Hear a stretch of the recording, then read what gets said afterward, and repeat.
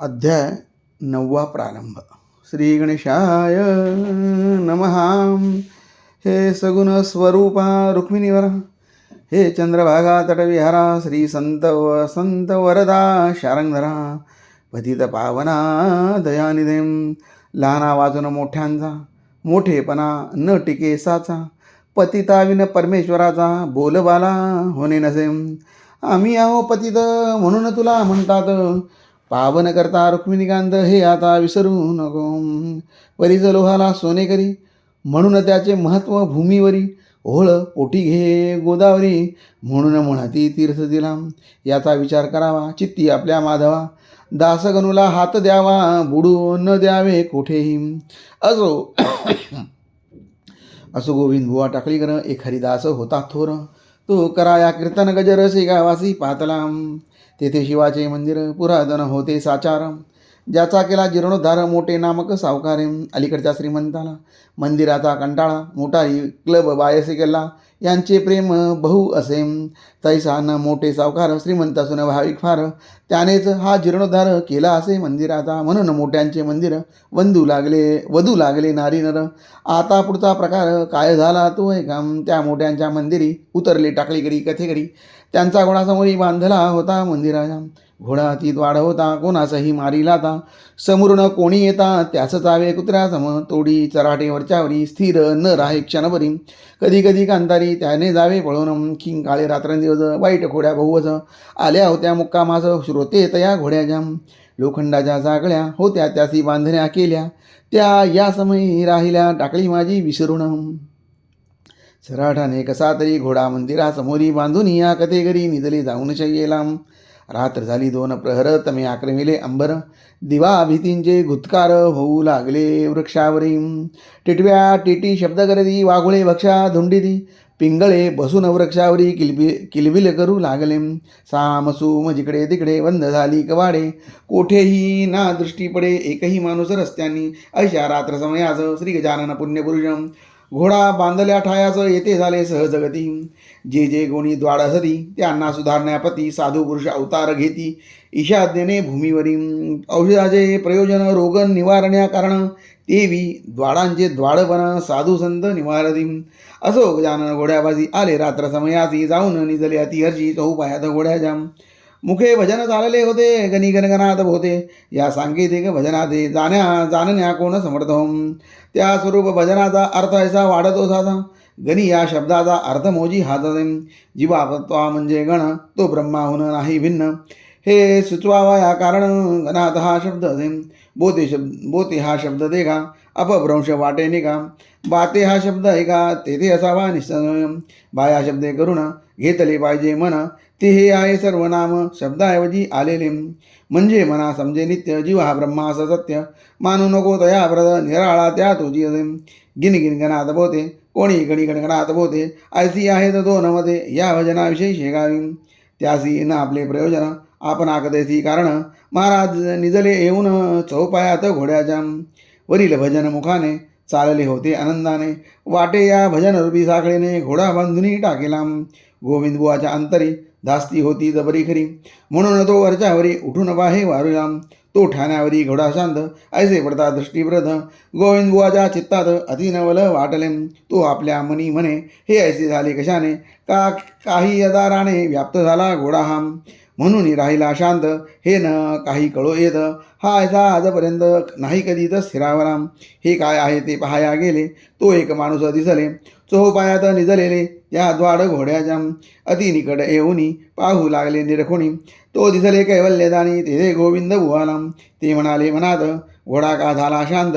हे कळले कारणासहित मज लागी एधवा. समर्थाच्या सहवासे घोडा शांत झालासे, जेथे कस्तुरी तेथे नसे. दुर्गंधाला थारा गदा, समर्थाच्या पायावरी गोविंद बुवाने अत्यादरी. शिर ठेविले निर्धारी, अष्टभाव दाटले. मुखे करून लागले स्तवन, आपण खरे जगजानन. विघ्नाचे करीतसा कंदन, याचा प्रत्यय आज आला. माझा घोडा द्वाड अति, सर्व ही ज्याला भीती. तेथेच आलात गुरुमूर्ती, हरणा त्याचा द्वाडपणा. ह्या घोड्याच्या अचाट खोडी, चालता मध्येच मारी उडी, क्षणा मागल्या झाडी, हा दुगाण्या महाराज. मी गेलो होता कंटाळून, मानू म्हणून बाजार रागून, गेलो विकाया कारण, परी न कोणी घेईया. मी फुकटही लागलो द्याया, परी न कोणी तयार घ्याया. त्यावरी आपण केली दया, हे झाले फार बरे. आम्हा कथेकऱ्यांचे घोडे पाहिजे गरीबजाचे, घरा माझी धनगराचे, नाही वाघ कामाचा. ऐसा झाला प्रकार, घोडे झाले गरीब फार, जडजीवांचा उद्धार करण्यास स्वामी अवतरले. ऐसा झाला प्रकार, घोडे झाले गरीब फार, जडजीवांचा उद्धार करण्यास स्वामी अवतरले. घोड्यास म्हणाले, आता गड्या करू नकोस येथून खोड्या, त्या येथेच रोकड्या द्याव्या अवघ्या सोडून, तू शिवाच्या समोरी याचा विचार काही करी. वागत जावे बैलापरी, त्रास न देई कवना दे. असे त्यासी बोलून गेले निघून दयागन, कृपा कटाक्ष करून पशुही जाने आकळेला. असो श्रोते दुसरे दिवशी मळ्यात असता पुण्यरशी, आले गोविंद बुवा दर्शनासी घोड्यावरी बसून. घोडा गोविंद बुवांचा शेगावासी ठाऊक कसाचा, कोश अवघ्या खोड्यांचा भीत होते त्यासी जन्म. तो मळ्यात आलेला पाहून लोक बोलले त्या कारण, गोविंद बुवा ही घेऊन पिढा कशाच येथे आला. मुले बायका मळ्यात आहेत पहा वावरत, तुमचा घोडा करील घात सहज लिहिलेने कवनाचा. गोविंद बुवा त्यासी बदले, तुमचे म्हणणे मी ऐकले, माझ्या घोड्याचे शहाणे केले काल रात्री समर्थाने. त्याने खोड्या दिल्या टाकून, झाला गोगल गाई समान. आता भ्यावयाचे कारण काही न उरले कोणासी. चिंचे खाली उभा केला टाकळीकरांनी घोडावाला, चराठा वाचून राहिला उभा तो एक प्रहरम. भाजीपाला कोवळा घास मळ्यात होता विशेष, परी ना लाविले त्यास तोंड घोड्याने एकाही.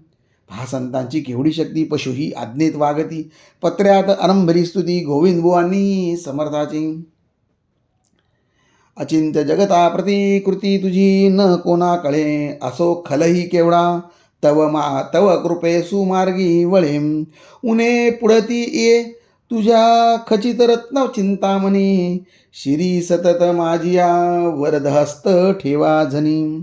अशी स्तुती करून गेले गोविंद बुवा निघून, घोड्यास आपल्या घेऊन टाकळी ग्रामा कारणे. प्रत्येक दिनी शेगावी यात्रा येई नवी नवी, काहीतरी धरून जीवी हेतू आपल्या श्रोते हो. त्या यात्रेकरू मंडळीत बाळापूरचे 2 ग्रहस्थ आले काही धरुणी हेत. समर्थांच्या दर्शना पथी जाता एकमेका बोलू लागले ऐसे देगा, पुढल्या वरीच गांजा सुका येऊ आपण घेऊन. काकी या गांजावर समर्थाचे प्रेम फार, तो आपण आणला जर तरी कृपा होईल त्यांची. लोक म्हणती बर्फी खवा आपण गांजा नेऊ बरवा, गाठ धोतरा बांधून ठेवा ना तरी विस्मृती होईल. पुढल्या वारीस 2 जण आले दर्शना कारण, परी गेले विसरून गांजा तो आणा वयाम. शिर ठेविता पायावरी, आठवण त्यांना झाली करी की नाही आणिला बरोबरी गांजा तो आपण. आता पुढच्या वारीसी दुप्पटानू गांजासी, ऐसे बोलून मानसी दर्शन घेऊन गेले होम. पुढल्या वारीस तेच झाले, गांजा आणण्याचे विसरले, कर जोडून मात्र बसले स्मृती नसे गांजाची. तरी स्वामी म्हणाले भास्कराजी, पहा जगाची रीत कैसी, गाठ मारून धोतराजी विसरती जिन्नस आणावयाम. जातीने आहेत ब्राह्मण तेच आपले भाषण, करती आपण होऊन खोटे पहा सर्वांची. ब्राह्मणाचे भाषण कदा नसावे अप्रमाण, या तत्वा लागून न जाणती चांडाळ ते.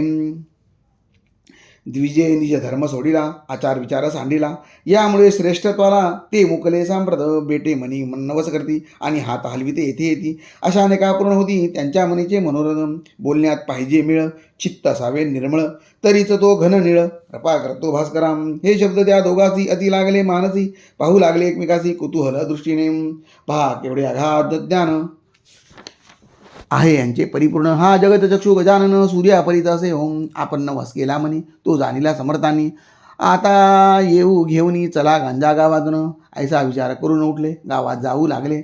गांजा आणावया भले तुम तई महाराज वदले त्याम. आता शिळ्याकडी प्रत कहा उगा अनिता ऊत, सार नाही किमपी यात मी न हपापलो गांजाला. आता अनन्या गांजा प्रत नका जाऊ पेठेत, मेळ हमेशा बोलण्यात ठेवा तुम्ही आपल्या. लबाडाचे न हेतुपुरती ही खूनगाठ बांधा चित्ती, तुमचे काम झाल्यावरती मर्जी असल्या गांजा आणाम. पुढील आठवड्यात तुमचे काम होईल जा अत्युत्तम. परी कदा न चुकवा नेम 5 वाऱ्या येथील करा. काकी हा येथे स्थिर आहे मृडानिपती कर्पूर गौर, ज्याच्या कृपेने कुबर जगी झाला धनपती. जा नमस्कार त्याची करा, गांजा आणावया न विसरा. परमार्थात खोटे जरा बोलू नये मानवांनी. ऐसा उपदेश ऐकून महाराजांशी वंदून घेतले शिवाजी दर्शन आणि गेले बाळापुराम. पुढील आठवड्या माझी भले काम त्यांचे फत्ते झाले. तेही गांजा घेऊन आले शेगावात वारीला. त्या बाळापुराची दुसरी कथा तुम्हा ऐका श्रोते आता. बाळकृष्ण नामे होता बाळापुरात रामदासी. कांता त्याची पुतळाबाई परम भाविक होती पायी. दरवर्षी वारीच जाई पायी सज्जन कढाले. पतिवतीचा विचार एक पौषमासी निगती देख. ओझ्यासाठी घोडे एक घेऊन या बरोबरी. कुबडी कथा दासबोध सवे हे सामान अतिशुद्ध. साधुत्वाचा नव्हता मद तयासे की चढलेला. मार्गी चालता मग रामांतरी. प्रत्येक धोळी विरवी करी त्या धोळीच्या भिकेवरी. नैवेद्य करी रामाराम. पौषवद्यात बाळापुर सोडी नवमीला साचार. कांता असे बरोबर पुतळाबाई नामजी. बाळकृष्ण बुवा हाती चंदनाच्या चिपळ्या असती. पुतळाबाई करी साथी झांज हाती घेऊन. रघुपतीचा नाम गजर करी पंथाने निरंतर. शेगाव खामगाव मेहकर देऊळ गाव राजा पुढे. आनंदी स्वामीच जलनापुरी वंदुनिया जांबनगरी. जाय तेथे मात्र करी 3 दिवस मुक्काम. काकी ते ठिकाण समर्थांचे जन्मस्थान. पुढे दिवऱ्यास येऊन वंदन करी गोदेला. पुढे बीड आंबेजोगाईचे मोहरी बेलेश्वर स्वामीचे. पट्टशिष समर्थांचे डोमगावी कल्याणम. नरसिंगपूर पंढरपूर नातेपोते शिंगणापूर वाई आणि सातार असे जे गड्याच्या पायथ्याची. मागवद्य प्रतिपदेला तो येऊन पोचे भला. श्री गजानन श्री सज्जनगडाला नवमीच्या त्या उत्सवाची यथाशक्तीप्रमाणे ब्राह्मण भोजन करावे त्याने. श्री स्वामी समर्थाकारणे खरा खराच रामदासी. ऐसे रामदासी आता होणे कठीण सर्वदा.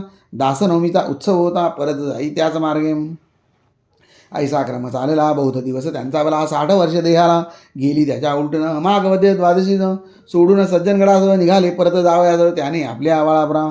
असो वद्य एकादशीचं बसला समर्थ समाधीवाशी. आले दुःखाश्रू लोचनासी शब्द न त्यासी बोलवे. हे रामदास स्वामी समर्था हे गुरुराया पुण्यवंता. माझे शरीर थकले आता वारी न हो पायी होईल. जरी बसून वाहनाते येऊ सज्जनगडाते. तरी तेही कडी नदीचे मज लागी दयाराम. नेम चालला आजवर आता पडू पाहे अंतर. परमार्थाची शरीर निकोप आधी पाहिजे तरीच सर्व घडे काही. हे रामदासा माझे आई हे म्हणण्याची जरूर नाही. आपणा सर्व जाणत जाम. आई प्रार्थना करून निजलाशय जाऊन. तो प्रभात काळी पडले स्वप्न. बाळकृष्ण आला स्वप्नी म्हणाले रामदास. ऐसा न होई यथा नको येऊ येथून खास या सज्जनगडाने. माझी कृपा तुझ्यावरी माझा उत्सव बाळापुरी. करावा तू आपल्या घरी येईन मी नवमीला. तुला द्याया दर्शन हे मानी प्रमाण वचन. आपल्या शक्तीस पाहून परमार्थ तो आचरावा. ऐसवे स्वप्न पाहिले बाळकृष्ण आनंदले. कांतेसह परत आले बाळापुराचं आपल्या घरी. पुढे श्रोते दुसरे वर्षी काय झाले माघमासी त्या बाळापुरास इथे आता उदाहरण. माघ वद्य प्रतिपदेचं समर्थाच्या उत्सवाचं आरंभ बाळापुराचं. बाळकृष्णांनी घरी गेला. दासबोधाचे वाचन रात्रीचं हरिकीर्तन. 2 प्रहरी ब्राह्मण भोजन दुपाती अस्तमानाला. बाळकृष्णांच्या मनात विचाराची घोळत पाहू कसे येतात स्वामी समर्थ नवमीची. बाळकृष्णांच्या वचनाने केली गावकऱ्यांनी आपापसात वर्गणी उत्सव सहाय्य करावया. ऐसा थाड बाळापुरा 9 दिवस झाला करा. 9व्या दिवशी 2 प्रहरा अघडीत आले घडून. श्री गजानन साक्षात्कारी श्रोते दया बाळापुरी. उभे राहिले 2 प्रहरी नवमी तिथी लग्न. बाळकृष्णांच्या द्वारात रामाभिषेक चालला आत. लोक झाले विस्मित गजाननासी पाहून या. म्हणू लागले बुवासी उठा उठा हो वेगेसी.